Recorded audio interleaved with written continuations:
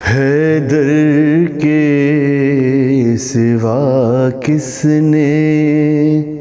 یوں طاعت داور کی، حیدر کے سوا کس نے یوں طاعت داور کی، کیا خلق بھلا دے گی رجت شہ خاور کی، حیدر کے سوا کس نے دینا ہے اگر اجرت تبلیغ پیغمبر کی، دینا ہے اگر اجرت تبلیغ پیغمبر کی، اور الفت ہے تجھے لازم 14 کی 72 کی،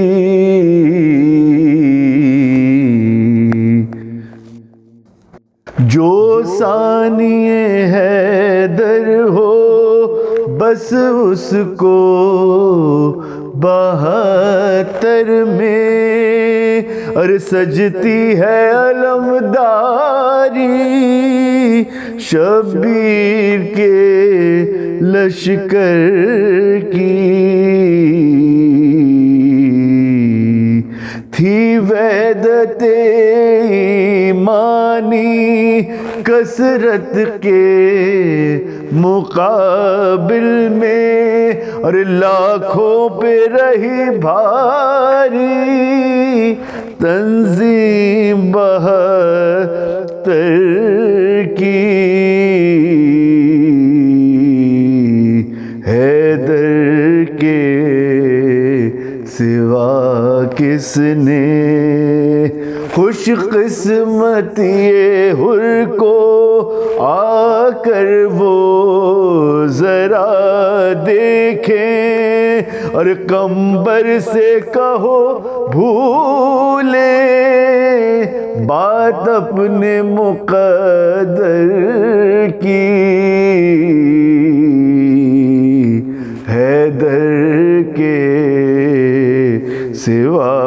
کس نے یوں طاعت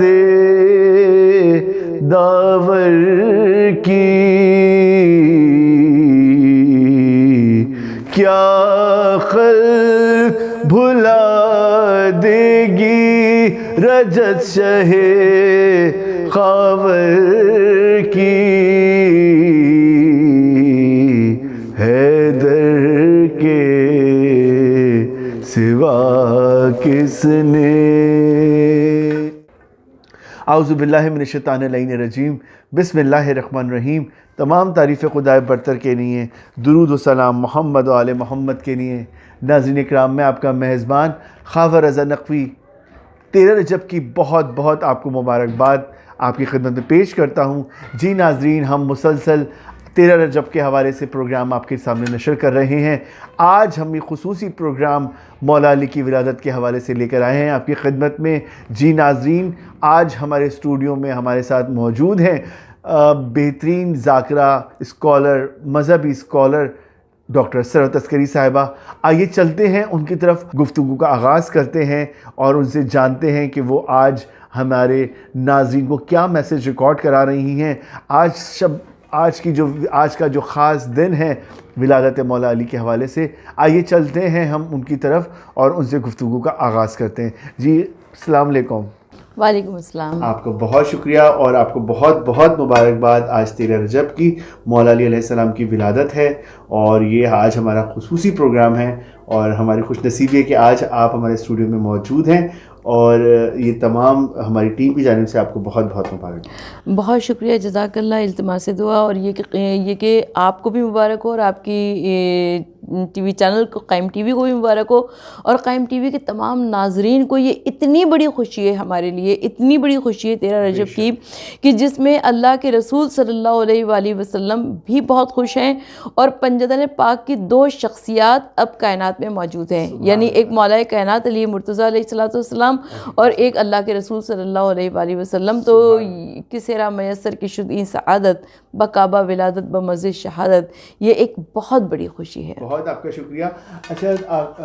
آپا، میں آپ سے جاننا چاہوں گا کہ ولادت کے اس موقع پر کچھ خاص روشنی آپ ہمارے ناظرین کے لیے ڈالیں، کیونکہ مولا علی کی ایک خاص ولادت کی پیدائش، وہ خاص جگہ ہے جو مطلب کسی کو نصیب ہی نہیں ہوئی، اور اس پہ تھوڑی سی روشنی ڈالیں اور ان حالات پر روشنی ڈالیں. مولائے متقیان، مولائے کائنات، امام الاولین، سید الوسیعین، شیر خدا، امیر عرب، اسد اللہ الغالب، مطلوب کل طالب، علی ابن ابی طالب علیہ السلام کی جو ہمیں خانہ کعبہ میں ولادت نظر آتی ہے، یہ ایک اتنا اہم اعزاز ہے اللہ کے رسول صلی اللہ علیہ وآلہ وسلم کے اس نائب، اس وسیع، اس وزیر، اس جانشین کے لیے، کہ جس کی نظیر ہمیں تاریخ عالم میں کہیں اور نہیں ملتی ہے. اس لیے کہ اللہ کے رسول صلی اللہ علیہ وآلہ وسلم کا گھر بھی اسی مکہ معظمہ میں موجود ہے، اور حضرت ابو طالب کا گھر بھی اسی مکہ معظمہ میں موجود ہے، مگر پروردگار عالم نے عجب اہتمام کیا، عجب انتظام کیا، یعنی اپنے گھر میں اس اللہ کے ولی اور رسول کے وصی کو بلایا، کہ جس اللہ کے گھر کے لیے تاریخ قیامت تک تاریخ کی نگاہیں مرتکز رہیں گی خانہ کعبہ کی جانب، اور مولا کائنات علی ابن ابی طالب علیہ السلام کی ولادت کی جانب. اس لیے کہ اللہ کے گھر میں اللہ کے رسول صلی اللہ علیہ وآلہ وسلم کے اس ولی کی آمد طواف کعبہ میں بے اختیار یاد آیا، اور علی کی جان شہ ذوالفقار یاد آیا. نگاہ کعبے کی دیوار پر پڑی جس دم، قسم خدا کی علی بار بار یاد آیا. اور مولا کائنات علی ابن ابی طالب علیہ السلام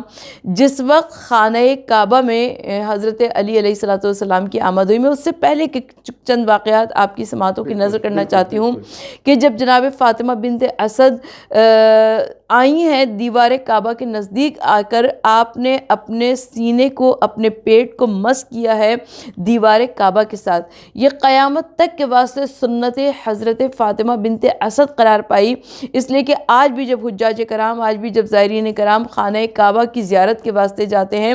تو زائرین کرام جس وقت دیوار خانہ کعبہ کے نزدیک پہنچتے ہیں تو وہاں پہنچ کر اپنے آپ کو مس کرتے ہیں. تو یہ مس کرنا جو ہے، یہ سنت و روایت ہے حضرت فاطمہ بنت اسد کی. اور جب حضرت فاطمہ بنت اسد نے پروردگار عالم سے دعا کی کہ پالنے والے، مجھے معلوم ہے کہ میرے شکم میں جو بچہ ہے وہ تیرے عظمت اور جلال کی آیات میں سے ایک آیت ہے، میرے اوپر سے اس مشکل منزل کو آسان کر دے. تو روایت یہ کہتی ہے کہ اللہ کے رسول صلی اللہ علیہ وآلہ وسلم کے اس ولی، اللہ کے ولی اور اللہ کے رسول صلی اللہ علیہ وآلہ وسلم کے اس وسیع کی آمد کے لیے دیوار کعبہ شق ہونے لگی، اور دیوار کعبہ کے اندر سے آواز آئی کہ اے فاطمہ بنت اسد اندر چلی آئیے، کہ پروردگار عالم اپنے حبیب کے ولی و وسیع کی زیارت کا مشتاق ہے. خبر میں کیونکہ ایک عورت ہوں، لہٰذا میں یہ بہت اچھی طرح سے جانتی ہوں کہ عورت نسبتاً بزدل ہوا کرتی ہیں، عورتیں نسبتاً ڈرپوک ہوا کرتی ہیں. آپ کسی بھی عورت کو کسی مقام پر وہ موجود ہو اور اس کے سامنے کوئی دیوار ہو، وہ دیوار خود بخود ہٹنے لگے، کوئی پردہ پڑا ہوا ہو، وہ پردہ خود بخود اٹھنے لگے، تو یقیناً کوئی بھی عورت ہوگی، عورت تو عورت ہے، وہاں سے مرد بھی بھاگ کھڑے ہوں گے، اس لیے کہ یہ ایک مافوق الفطرت واقعات ہوں گے. لیکن ہزاروں سلام ہمارا جناب فاطمہ بنت اسد پر، حضرت ابو طالب کی زوجہ پر،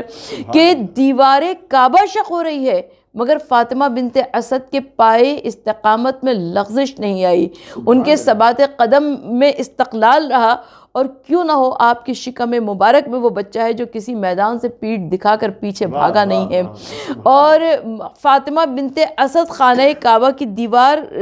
شق ہوئی، اور وہ دیوار کعبہ کے اندر گئیں، اور وہ دیوار کعبہ دوبارہ سے جڑ گئی. اب نہ باہر والوں کو معلوم ہے کہ اندر کیا گزری، اور نہ ہی دروازہ خانہ کعبہ کا کھلتا ہے. مگر ایک حیرت انگیز بات یہ ہے کہ جس کی زوجہ تھی جناب فاطمہ بنت اسد جن کا بیٹا ہے علی،